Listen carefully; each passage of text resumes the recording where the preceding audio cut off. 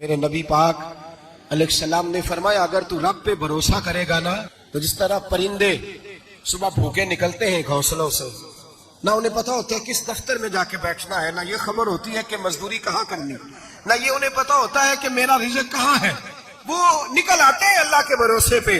نکلنا تیری ذمہ داری ہے، نکلنا، وہ نکل آتے ہیں اللہ کے بھروسے پہ۔ فرمایا جب نکل آتے ہیں شام کو واپس لوٹتے ہیں تو اللہ انہیں پیٹ بھر کے روزی عطا کرتا ہے۔ بھروسہ ذات خدا پہ، بھروسہ اللہ کی ذات پہ، رب کریم کی ذات پہ۔ بندوں پہ لوگ بھروسہ کرتے ہیں، دنیا داروں پہ، سیاستدانوں پہ، وڈیروں پہ، پھر بھروسے ٹوٹتے ہیں۔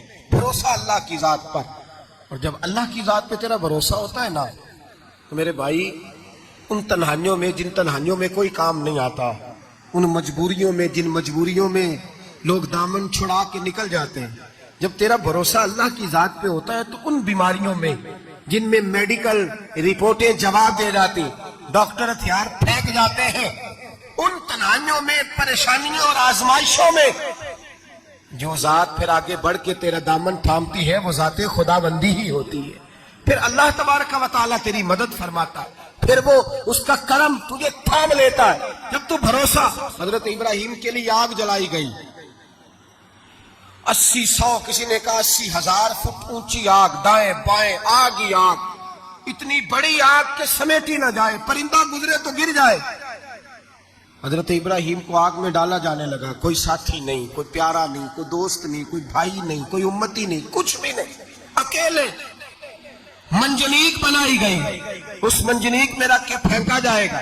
حضرت ابراہیم کو رکھا گیا، جب منجنیق میں رکھ دیا تو حضرت جبریل حاضر ہوئے، کہنے لگے ابراہیم کوئی ضرورت ہو تو میں حاضر ہوں، ایک پر ماروں گا، آگ ساری ان کی طرف کر دوں گا۔ اب فرمانے لگے حاجت تو ہے پر تیرے ساتھ میری کوئی حاجت نہیں۔ وہ بارش کا فرشتہ آیا، کہنے لگا حضور حکم دیں تو برسا دوں۔ ہوا کا فرشتہ کہتا ہے میں اللہ کی طرف سے مامور ہوں، مجھے حکم ملے تو میں ہواؤں کا رخ پھیر دوں نمرود کی جانب، یہ ساری آگ ان پر گر جائے، بارشیں برسا کے سیلاب کر دوں۔ تو حضرت ابراہیم کہنے لگے مجھے کسی کی حاجت ہی نہیں۔ فرمایا ٹھیک ہو گیا، جیسے وہ چاہتا ہے میں تیار ہوں۔ حضرت جبریل امین عرض کرنے لگے حضور میں آیا ہوں، مجھے حکم دے۔ فرمایا کوئی ضرورت نہیں تیری، آپ جائیے۔ تو کہنے لگے پھر رب سے دعا ہی کر لیں۔ تو حضرت ابراہیم کی آنکھوں میں 2 آنسوں کے قطرے چمکے، فرمانے لگے رب کو نہیں پتا اس کا خلیل کس حال میں ہے، وہ نہیں جانتا، میرا مالک ہے، میرا رب ہے، میری پیشانی اس کے سجدے کی لذت سے آشنا ہے، میں صرف اس کی بارگاہ میں جھکتا ہوں۔ جب مالک وہ ہے، رازق وہ ہے، پیدا کرنے والا وہ ہے، دینے والا وہ ہے، سننے والا وہ ہے، تو پھر مجھے بڑھ کر سنانے کی حاجت نہیں۔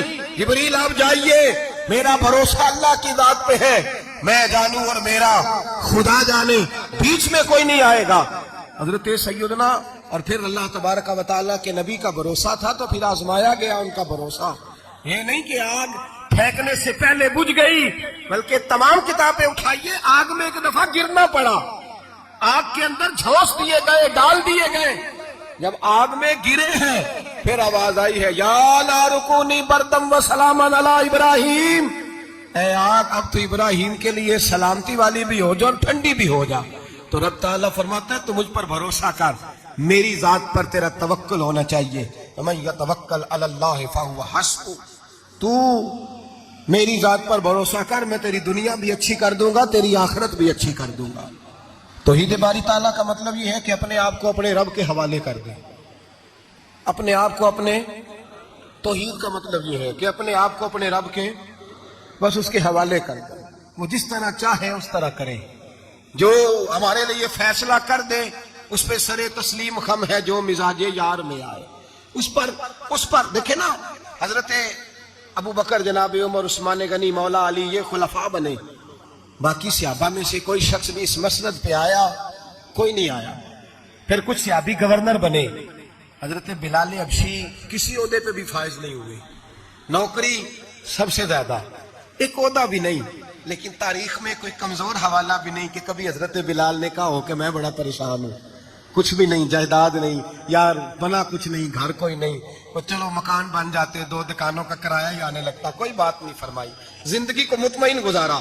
کوئی حضرت بلال کہنے لگے جو میرا مقام ہے وہ تو کسی اور کا ہے ہی نہیں، وہ تو کسی اور کا ہے ہی نہیں۔ صحابی جہاں بھی تھے وہ کہتے تھے حوالے کر دیا اپنے آپ کو اپنے رب کے۔ حضرت فاطمہ بنت قیس ایک صحابیہ تھیں، ان کے خاوند کا وصال ہو گیا، ایک امیر آدمی کا رشتہ بھی آیا، اور نبی پاک صلی اللہ علیہ وسلم کے غلام اسامہ بن زید کا رشتہ بھی آیا۔ یہ اسامہ غریب بھی تھے، غریب تھے، غلام بھی تھے، رشتہ آیا۔ اب انہوں نے حضور کی رضا دریافت کی تو نبی پاک کا جھکاؤ غلام اسامہ کی جانب تھا۔ اب ان کے سارے گھر والے کہنے لگے حضور کا اگر تم سمجھتی بھی ہو تو مشورہ ہے، چاہت ہے، حکم تو نہیں نا، ہر آدمی کو اجازت ہے، مرضی سے نکاح کر سکتا ہے، تو آپ امیر آدمی سے رشتہ کریں جو آپ کو خوش رکھے۔ حضرت فاطمہ بنت قیس کہنے لگی ماں باپ سے آپ میری فکر نہ کریں، مجھے میرے نبی کے حوالے کریں، اللہ مجھے کبھی ضائع نہیں کرے گا۔ میرے بھائی اپنے آپ کو رب رسول کے حوالے کرو۔ ہم لوگوں نے اپنے آپ کو اپنی سوچ کے حوالے کیا، نفسیاتی مریض بن گئے ہم لوگ۔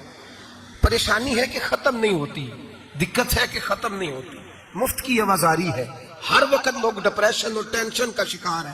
بھائی اپنے آپ کو اپنے رب کے سپرد کرو۔ یہاں تو کوئی کسی چودھری کو کہہ دے کہ بھائی جس طرح کا تیرا دل کرتا ہے میں تیرا اس طرح کر لے، تو وہ انسان کا نقصان نہیں کرتا، کہتا ہے وہ تو میرے پلڑے میں آ کے بیٹھ گیا ہے تو کیسے نقصان کروں۔